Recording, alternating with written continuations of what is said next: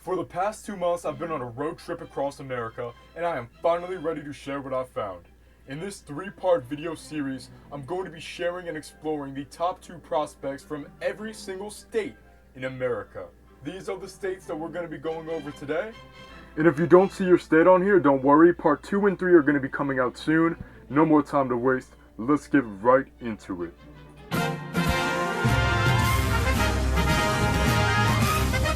First up, we have Alabama.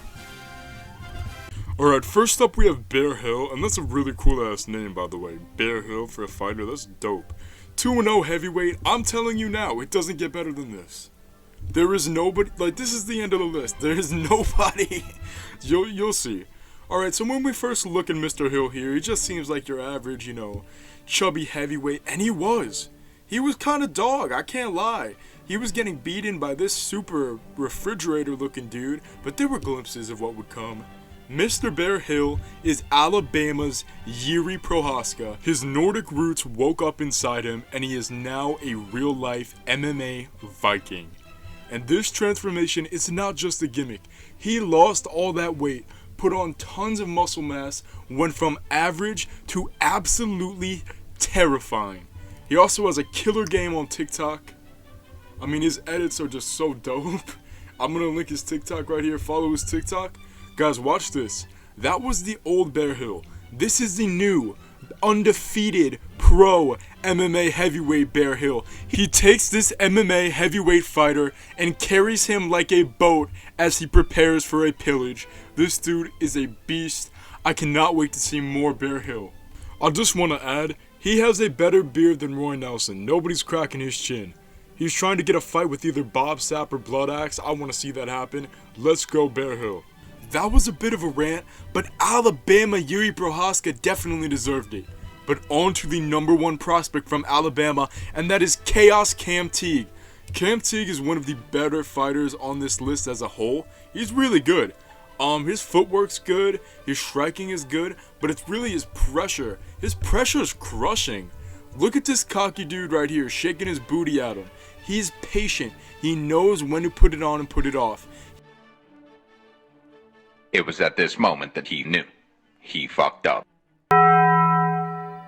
He has some killer leg kicks that he uses to chop guys down before he puts the pressure on with the hands. Also knows when it's time to just break someone with pressure immediately. He could rush if he needs to, and that's what makes him so dangerous, especially with that power.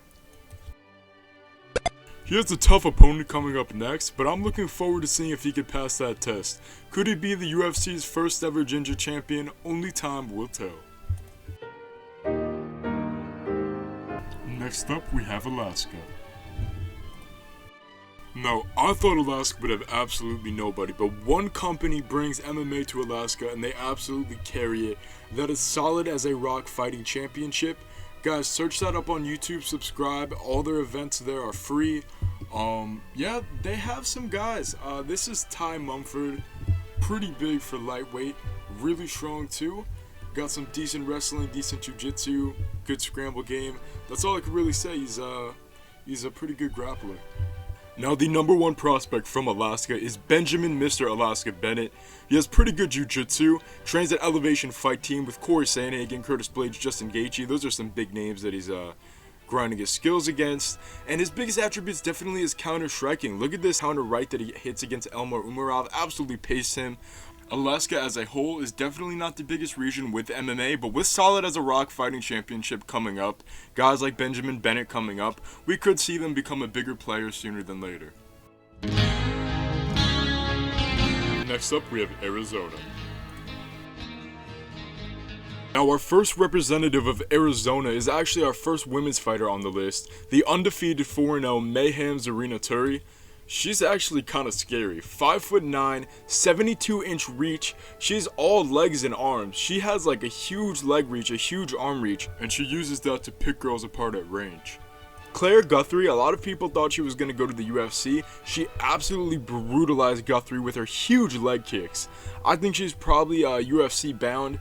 It doesn't take much in women's MMA to kind of get to that contender series level, and she looks pretty good. She hasn't been fighting for a long time, but she's really made the most of it. 29 years old. We'll see if she has time to go all the way to like that next level. But if she keeps doing what she's doing, she's gonna find herself with a UFC contract sooner than later.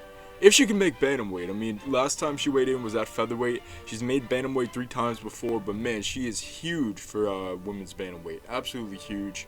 I like Zarina Turi. Got some power for a women's fighter. Now, the number 1 prospect for Arizona is all day sweet baby Ray Waters. Absolute beast. He is a beast of a welterweight. Absolute beast. He has a lot of power in his hands, as you can see here.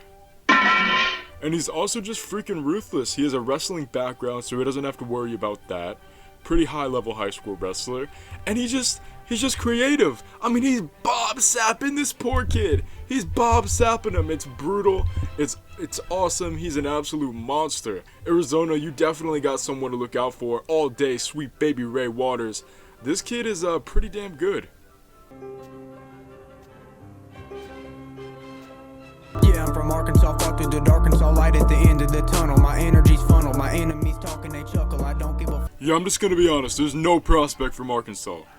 We have Chauncey Foxworth, but he's not really a prospect. He's a middleweight, 19-9, good boxer, decent scrambles, but I mean, he's fighting for the LFA title, but he's like 32, I wouldn't call him a prospect, he's 19-9.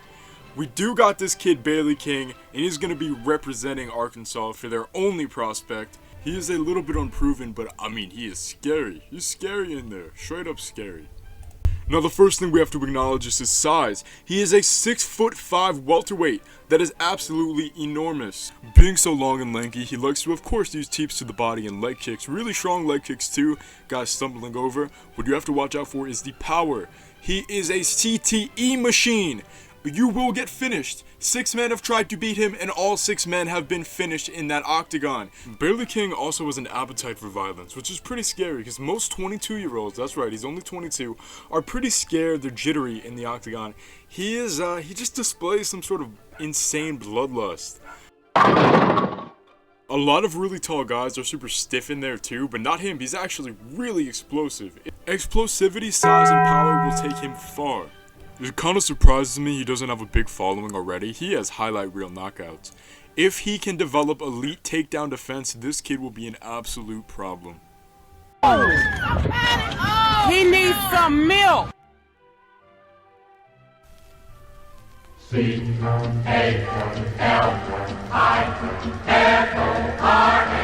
Now we have California. The first representative of the Sunshine State is the current Uriah Faber's A1 combat champion, Jeff Creedon. This welterweight wrestler is an absolute menace when it comes to shooting takedowns constantly and outlasting people with his gas tank. Most prospects don't go 25 minutes on the regionals, yet alone go 25 minutes without gassing out. Jazzy Jeff is an absolute menace on the ground, and I would love to see him on Dana White's Contender Series. Interestingly enough, California's number 1 prospect has already been on Contender Series, and I think he deserves another shot. I am of course talking about the light heavyweight from Cali, Ozzy Diaz. In 2022, Ozzy Diaz got knocked out by the world's most powerful man, Joe Pyfer. He returned to LFA and beat 2 super highly touted regional guys in Bevon Lewis and Chuck Campbell. Finished them both. Every single win's a finish. He's a dynamic, insane striker. He has knees, he has hooks, he's a great boxer. I just want Ozzy Diaz to get a chance again before it's too late. He's 34 years old. It's now or never for California's own Ozzy Diaz.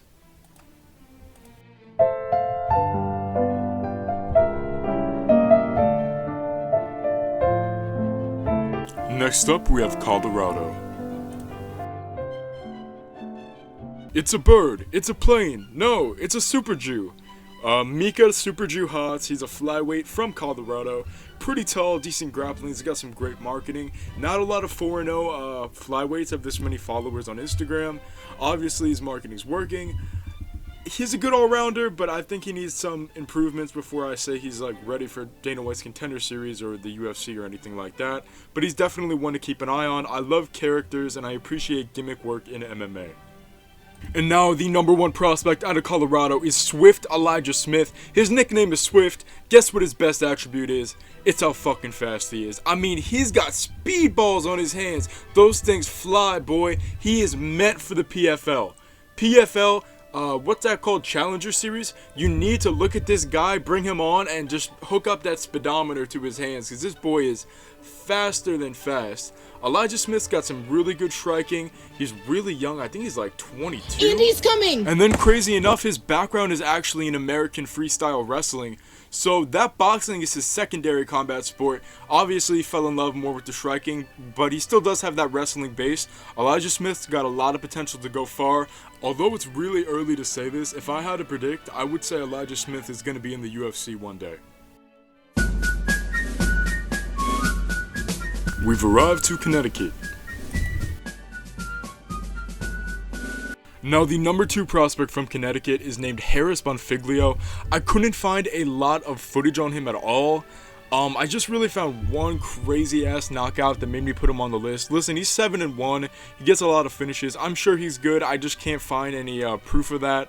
But that's enough to represent Connecticut. There's not much going on in the New England area of MMA unless you're from Massachusetts.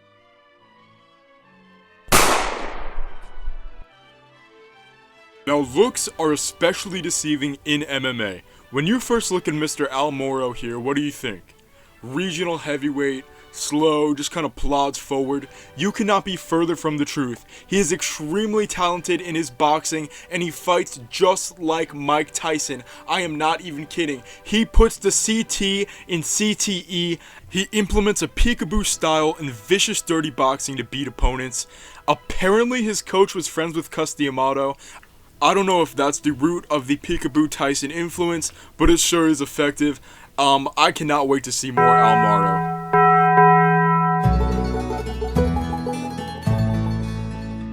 Yeah, I gotta be honest, there's absolutely nobody from Delaware. Delaware is by far the worst place for MMA in the United States. There's this undefeated welterweight amateur.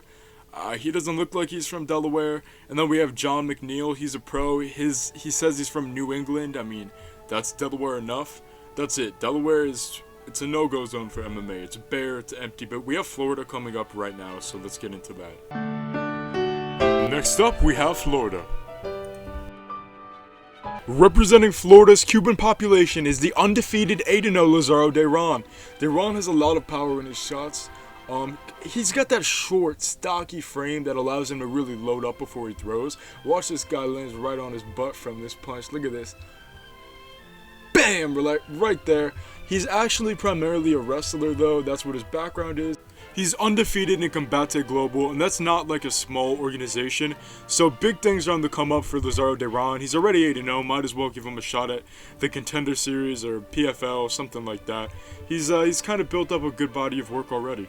Now, the number 1 prospect out of Florida is a lightweight, and he was the U23 World Wrestling Champion. So Richie Lewis is the number 1 prospect out of Florida. He is everything you would expect a wrestler of his caliber to be. He has a great double leg, a great single leg, scrambles. He is a real classic grab and smash type of fighter. He likes to bring you down and then hit you with ground and pound, mixes in the elbows. He hasn't faced any resistance yet. However, he's going to be main eventing an LFA show against a prospect on this list who will come up later, so look forward to that. Next up, we're in Georgia. Our first prospect from Georgia is the undefeated middleweight Torres Finney. Now, the funny thing about Finney is he actually was on Contender Series, got a finish. Dana White said, you're 5'8" at middleweight, you're too short, you gotta get out of here. I really don't understand that. Torres Finney finishes almost every single time he's in the octagon. He has an explosive takedown and great ground and pound. I think he should get another shot, and I hope they sign him this time. The number 1 prospect from Georgia is Malcolm Wellmaker. He actually has a fight for Dana White's Contender Series already scheduled. He's O'Malley size. He's like 5'9", 5'10", really big for bantamweight. Lanky, striker, fast on the feet too, very sound defensively. However, I do have to say, when he's not at range, when he's kind of closer, whether that be wrestling, dirty boxing, clinching, he kind of struggles a little bit. So he has to keep it on the feet if he wants to keep this success going. Watch out for him on Contender Series later this year.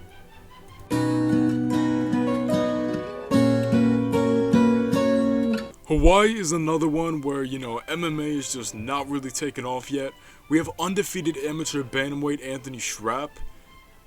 There's a picture of him. There you go. I couldn't really find any footage.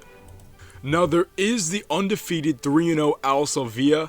And Sofia's actually pretty strong, pretty powerful, even for a light heavyweight. He's got that explosiveness, but he doesn't have a lot of activity. He really needs to fight more if he wants to go anywhere.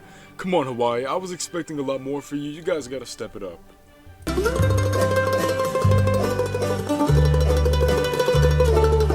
Collegiate wrestler Drake Randall made the transition to MMA in 2022. Since then, he's amassed a pro record of 5 wins and 0 losses. He's an absolutely crushing wrestler, a lot of first round finishes. I mean, to be fair, against some cans, like, what in the blueberry fucking fruitcake is that? I don't know, but he's finished everybody. He looks really good. Chokes, he got a TKO, he could do it all. You don't want to wrestle against a guy like Drake Randall. It's very rare that you see a women's fighter get a finish, yet alone have a 100% first round finish rate, but the number 1 prospect from Idaho, Riley Martinez, has that, and has a finish over UFC veteran Ramona Pascal already. In a division as thin as women's featherweight, I'm sure she's going to skyrocket up sooner than later. Now, she has some dominant grappling, some good chokes, ground and pound, as I said. The big question with her is, can she cut down to women's bantamweight? Because the featherweight division in the UFC is pretty much done. It's not official, but they're getting rid of it. So if Riley Martinez wants to make it to the top of the sport, she's going to have to learn how to cut that extra 10 pounds. I don't know if it's going to be tough for her, but I'm thinking that it's going to be a necessity.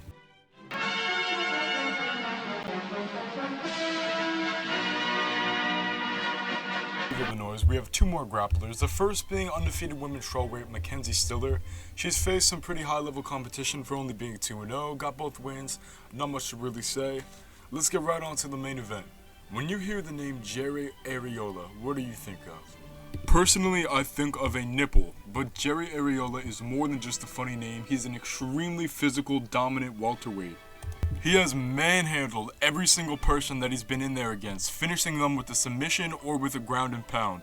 He is about to make his LFA debut, so we will see if this hype is fact or fiction for Mr. Jerry Arreola.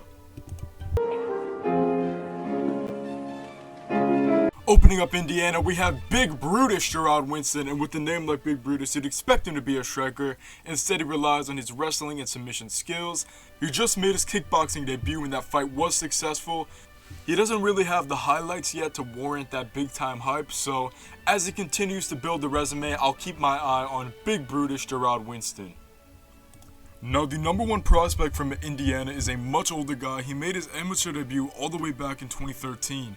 His name is Sugar-Free Tyler Scott. He's listed at 6 foot, and so is that other guy. He's definitely lying about his height, but there is no lie about his power. As time went on, he's gotten more and more comfortable on the feet, and this is what he did to the brother of UFC veteran Derek Minner.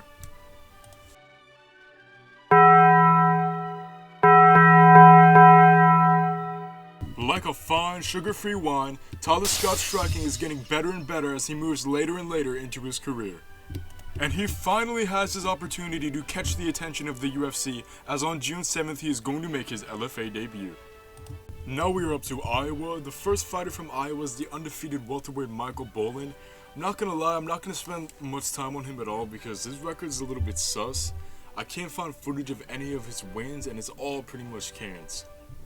However, the number 1 prospect from Idaho is Alec Lorenz. The 6'3" light heavyweight has a 100% KO TKO finish rate. As you might have guessed by his stats, he is a striking KO artist with a lot of power.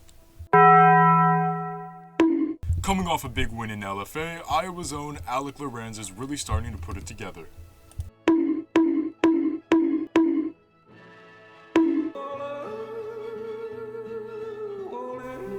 Next up, we have Kansas. Starting off the list for Kansas is G Money Gage Young. At first, I thought he was just going to be another unexperienced all-rounder, but no, he has a sneaky good right hand, hits like an absolute piston, and with time on his side, he could go pretty far in the world of mixed martial arts. The number 1 prospect for Kansas is the undefeated 6'3" welterweight Zach Scroggin, sporting a 72% finish rate, a 7-0 undefeated record, and some pretty good wrestling. I would not be surprised if Zach Scroggin is in the UFC sooner than later.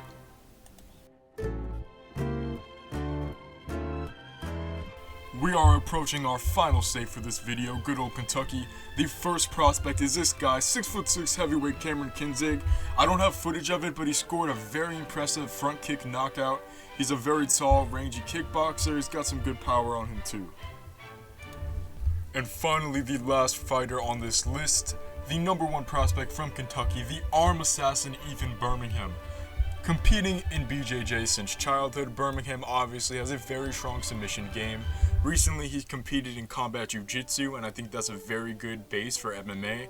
It's pretty much like a pancrase match. There's open hand slapping, there's submissions, there's no like kicks or anything. But he's developing everywhere that he needs to. He's 1-0 in LFA, gets ankle locks, rear naked chokes. His jiu-jitsu game is crazy. I think Ethan Birmingham could go pretty far. This concludes part 1 to the 3-part series. I hope you guys enjoyed. If you want to see part 2 and part 3 come out faster, like, comment, and subscribe, please. Like, I really want to get feedback on this video. I want to hear what you guys have to say. Maybe I forgot somebody. I want to know. One more thing, if you see any of these fighters, like, I don't know, you're at a Denny's, wherever, you see a poster for an MMA event locally, go, just go. You know, it's so awesome to be in a community united by violence. I'm telling you right now, local MMA is some of the funnest stuff to attend live. Have a good one, guys, and do not forget that we love violence.